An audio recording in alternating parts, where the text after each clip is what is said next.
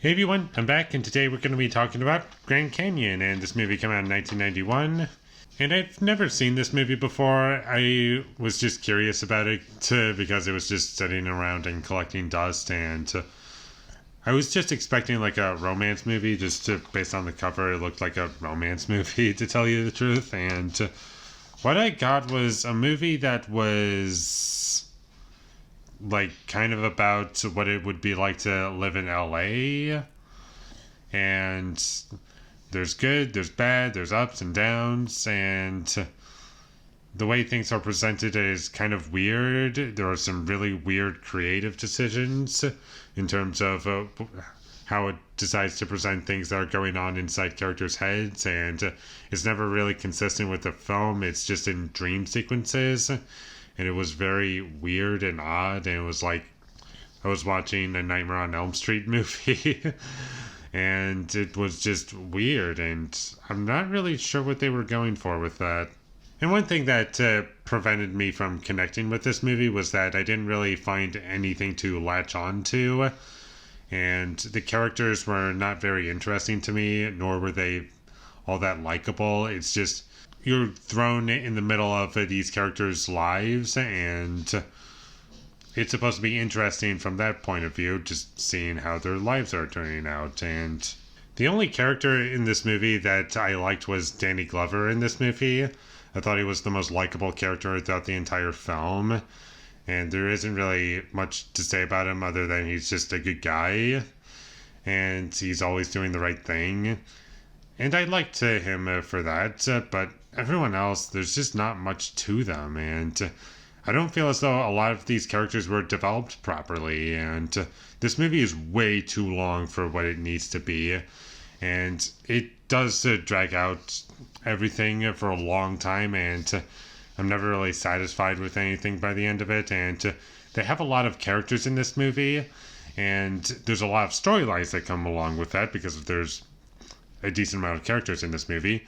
But the problem is there are some storylines in this movie that have no resolution to them, and that's really just wasting my time with this movie, because if you're introducing all these different storylines, you would expect some resolution or something that's satisfying by the end of it, but you don't really get that here, or at least I didn't get that here. I was not a fan of the music in this movie. I found it to be overbearing and really just unnecessary, and there are some scenes in this movie where they chose not to use music, and those are some of the best scenes in the movie, but most of the time when it's present, it's just really dragging the scenes down for me. And one thing that I really want to touch on is that there are scenes in this movie that feel like they're not even connected with each other, and there's barely anything that links them together. Like, throughout the entire movie this happens, and you could take these scenes and put them in any order, and it wouldn't change anything, because they kind of just feel very loose, and they're not in any way purposeful. And that was one of the weirdest things about this movie, is that nothing really links them together, and it was very distracting to watch. In the first half of this movie, there are so many things going on, like random events that are supposed to be like showing off the chaos that could happen in LA, like to these characters in this situation. It's just showing off just terrible things. But where I take issue with that is that it comes out of nowhere every single time. It's never properly built up. It doesn't earn these moments, and it just comes across as cheesy and laughable because of that, and I can't really take it seriously. I was never invested in the drama of the situation. I didn't really find any of the humor to be funny, except for Danny Glover. He had a few good laughs, but aside from that, there really wasn't anything for me in this movie.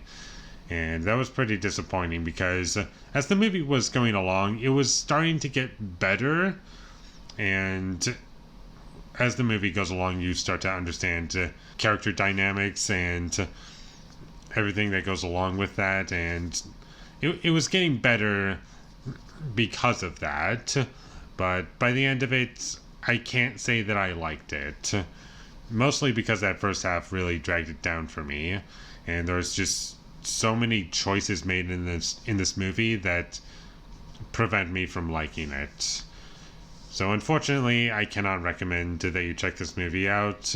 And with all that being said, I'm going to give Grand Canyon a 5 out of 10. Thank you for watching my videos as always. If you enjoyed this review, be sure to leave a like and comment down below what you thought of Grand Canyon, and my social media links. They will all be in the description, so follow me there. And last but not least, subscribe to be a part of Foley Nation, and I'll see you when I get my next review up, and that is going to be for Jerry Maguire. So look forward to that, but until I get that up, thank you for watching and have a great day.